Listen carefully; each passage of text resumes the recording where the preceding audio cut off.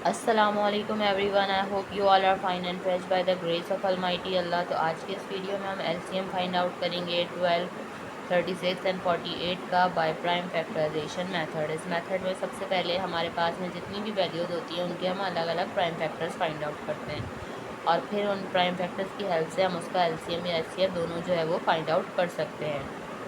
तो चलो जल्दी से स्टार्ट करते हैं अपनी video. One by one in तीनों वैल्यूज़ का हम जो है वो प्राइम फैक्टर्स फाइंड आउट करते हैं। जो फर्स्ट वैल्यू है हमारे पास वो है 12, सेकंड वैल्यू है हमारे पास 36 and third and last value है हमारे पास 48। प्राइम फैक्टर्स फाइंड आउट करने से पहले मैं आपको बता दूं कि प्राइम फैक्टर्स किस तरह फाइंड आउट करते हैं। प्राइम फैक्टर्स का मतलब होता है कि जो वैल्यू है इसे हमें प्राइम नंबर से कम्प्लीटली डिवाइड करना है जब तक कि हमारे पास 1 ना आ जाए।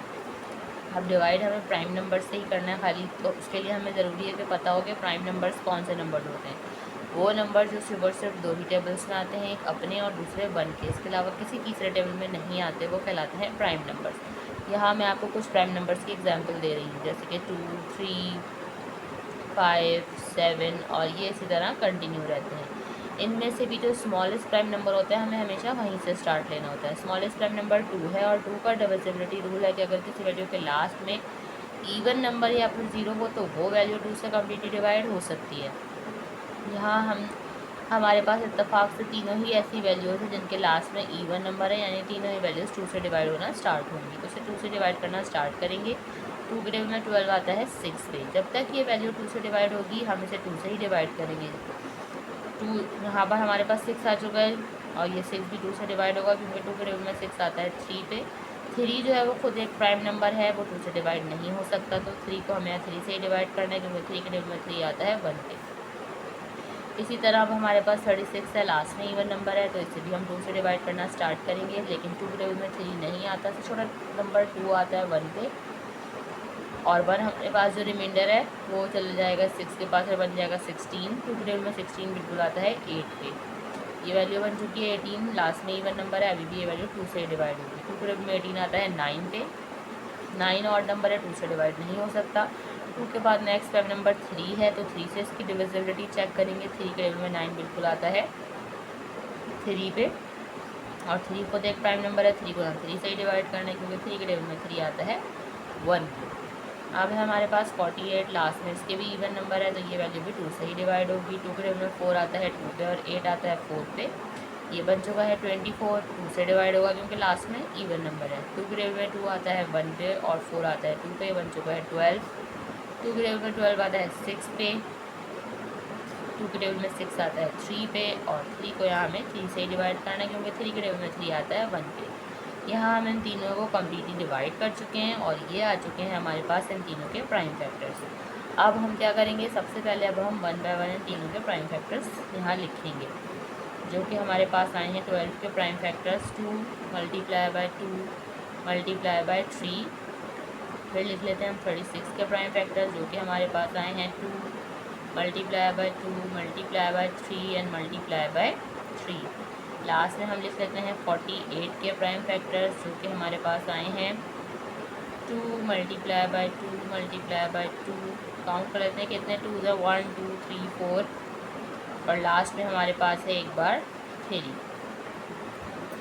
अब नेक्स्ट स्टेप पे हमें क्या करना है, इनकी पेयरिंग करनी है। सबसे पहले हमें देखना है ऐसे कौन से प्राइम फैक्टर्स हैं जो कि तीनों में मौजूद हैं और उनका हमें तीनों में पेयर बनता हुआ नज़र आ रहा है। जैसे कि ये 2 तीनों में है, पेयर बन गया, पेयर बन के बाहर आ गया, इसे हमने एक बार लिख लिया।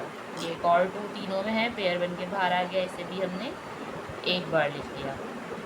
उसके अलावा ये 3 का भी हमें पेयर बनता हुआ नज़र आ रहा है, तीनों में है, पेयर बन के बाहर आ गया, इसे भी हमने यहाँ एक बार लिख लिया। ठीक है, उसके बाद अब हमने देख लिया ऐसा कोई प्राइम फैक्टर नहीं है जो कि तीनों में मौजूद हो। ठीक है, अब हम देखेंगे कि क्या ऐसा कोई प्राइम फैक्टर है जो कि 2 में भी मौजूद हो। जब हम एलसीएम फाइंड आउट करें तो हम 2 में भी पेयरिंग कर सकते हैं, लेकिन अब यहाँ पे हमें जो है ऐसा कोई प्राइम फैक्टर नज़र नहीं आ रहा जिनका 2 में भी कोई पेयर बन रहा हो।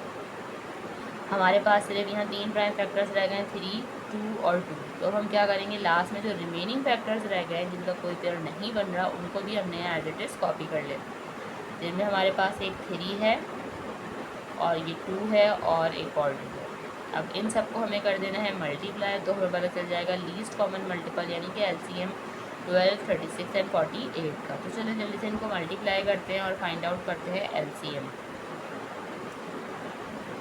2 time 2 is 4, 4 time 3 is 12, 12 time 3 is 36, 36 को यहाँ हमें मल्टीप्लाई करना है 2 से, वो हम यहाँ रफक में करते हैं।